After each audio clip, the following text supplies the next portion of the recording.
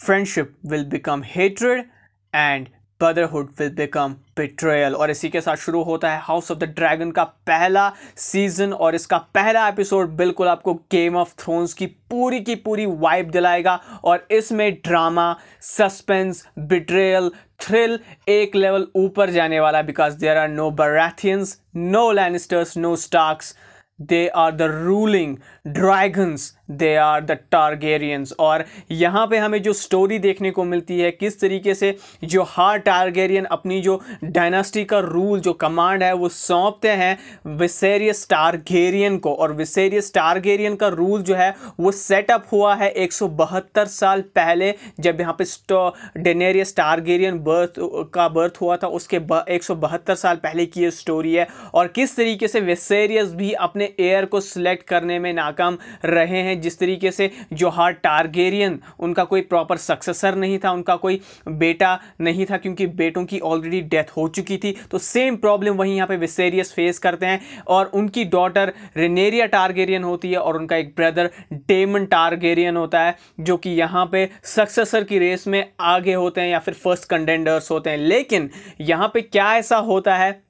क्या ऐसी स्कीमिंग, क्या ऐसी प्लॉटिंग हमें देखने को मिलेगी आगे आने वाले एपिसोड्स में, जिसकी वजह से टारगेरियन डायनेस्टी आपस में ही सिविल वॉर में एंगेज होगी। उसके सीड्स हमें यहाँ पे नजर आए हैं यहाँ पे शो होते हुए। सबसे पहले अगर मैं बात करूँ यहाँ पे रेनेरिया टारगेरियन की, रेनेरिया टारगेरियन को एक तरीके से सक्सेसर नहीं देखते हैं अपने फादर, बल्कि वो अपनी वाइफ से ही एक्सपेक्ट कर रहे होते हैं कि वो बेबी बॉय को जन्म देगी, जो कि यहाँ पे उनका सक्सेसर या फिर उनका एयर बनेगा। लेकिन ऐसा होता ही नहीं है, क्योंकि यहाँ पे उनके हर एक सन की बर्थ से पहले ही डेथ या फिर बर्थ के बाद कुछ ही घंटों में डेथ हो जाती है। कॉल बैक हमें इस एपिसोड में नजर आता है, जहां पे ये कहा जाता है बैकग्राउंड में कि अगर कोई टारगेरियन डायनास्टी को खत्म कर सकता है ना, वो खुद जो है वो टारगेरियंस ही है। और सीधा कॉल बैक हमें गेम ऑफ थ्रोन्स की सीजन 8 का मिलता है, जहां पे खुद से जो है किस तरीके से पूरा का पूरा किंग्स लैंडिंग तबाह किया था और अपने ही हाथों से यहाँ पे एगोन द टारगेरियन या फिर जॉन स्नो ने मार दिया था डेनेरियस टारगेरियन को। डेमन टारगेरियन जो कि यहाँ पे ब्रदर होते हैं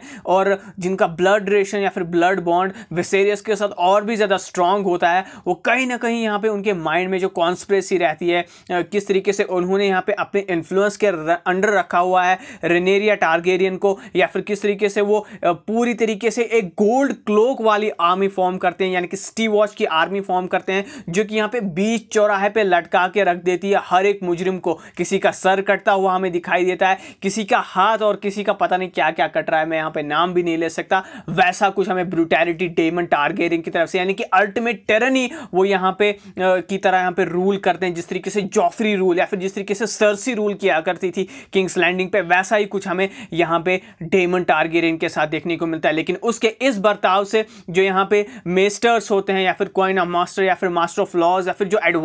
एडवाइजर्स होते हैं या फिर हैंड ऑफ द किंग जो कि यहाँ पे ऑटो हाइटआवर हमें देखने को मिलते हैं, वो यहाँ पे सजेस्ट करते हैं कि किसी भी तरीके से सुटेबल नहीं है Daemon Targaryen as a successor of the iron throne. और इसी को लेकर यहाँ पे बहुत ज्यादा बहस चलती है कि इसी बीच में आती है एक ग्रैंड गेम टूर्नामेंट, जो कि हमें गेम ऑफ थ्रोन्स में कई बार हर एक सीजन में देखने को मिलते हैं, लेकिन इस बार हमें टारगेरियन डायनेस्टी के रूल में इन गेम्स का लेवल एक लेवल ऊपर ही देखने को मिलता है। जो सेट डिजाइन, जो यहाँ पे कॉस्ट्यूम्स, जो यहाँ पे हैंड टू हैंड कॉम्बैट उस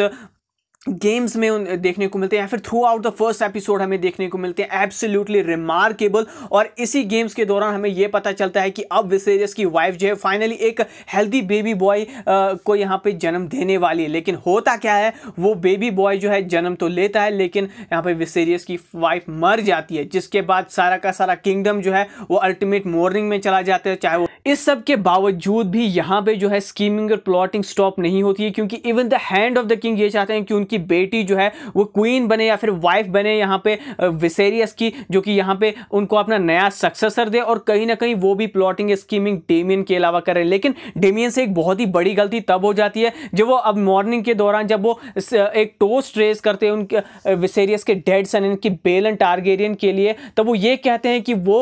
उनका सक्सेसर तो एक दिन भी जिंदा नहीं रह पाता है। और यही बात जो है विसेरियस को पता चल जाती है और वो यहाँ पे डेमन से कहते हैं कि वो वापस से अपने किंगडम में लौट जाए, यानी कि वापस से उस एरिया में लौट जाए जिसका उसको कमांड दिया गया होता है। लेकिन यहाँ पे एक सीक्रेट ईस्टर अगर आपने मिस किया होगा, यहाँ पे विसेरियस टारगेरियन को एक पस हुआ होता है उनकी बैक पे आयरन थ्रोन पे बैठने की वजह से, जो कि एक्चुअली में आयरन थ्रोन पे जो वो बैठते हैं उनको एक स्क्रैच लग जाता है अपने बैक पे, और जब वो सेल्फ सेम चीज यहाँ पे बैनिश करते हुए कहते हैं डेमन टारगेरियन को कि वो उनके किंगडम से निकल जाए, किंग्स लैंडिंग से निकल जाए, तब वो जब थ्रोन पे बैठे होते हैं तो उनकी उंगली पे एक और कट उनके बैक की तरह लग जाता है, जो कि एक तरीके से उनके पस का कारण, उनकी डेथ का कारण हो सकता है। या फिर ये भी हो सकता है, हमने डेमन टारगेरियन को एक सीन में उस आयरन थ्रोन पे बैठते हुए देखा भी था, यानी कि वो सीट जो है ना वो पॉइजनस हो सकती है, जिसका पॉइजन जो है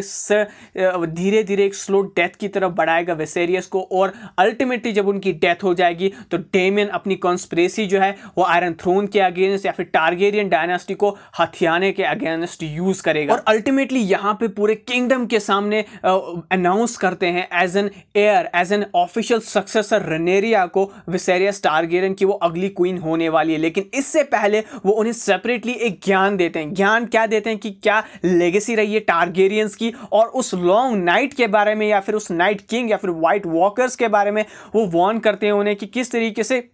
एगोन टारगेरियन, जो कि फर्स्ट रूलर या फिर एक कंसोलिडेटेड रूलर्स रहे थे, एक विजनरी रूलर रहे थे टारगेरियन डायनास्टी के, किस तरीके से उन्होंने उस थ्रेट को पहले ही प्रिडिक्ट कर लिया था और उसके लिए वो हमेशा से प्रिपेयर करते आ रहे हैं। और ये पूरी की पूरी टारगेरियन डायनास्टी को तब तक करना होगा जब तक वो थ्रेट उनके सामने नहीं आ जाता, और जब भी वो थ्रेट आए तब एक टारगेरियन ही जो है रूल में होना चाहिए सारी की सारी रियलम को प्रोटेक्ट करने के लिए। ये सब वो जब रेनेरिया को बताते हुए आते हैं तब यहां पे हमें दिखाई देता है वो रेड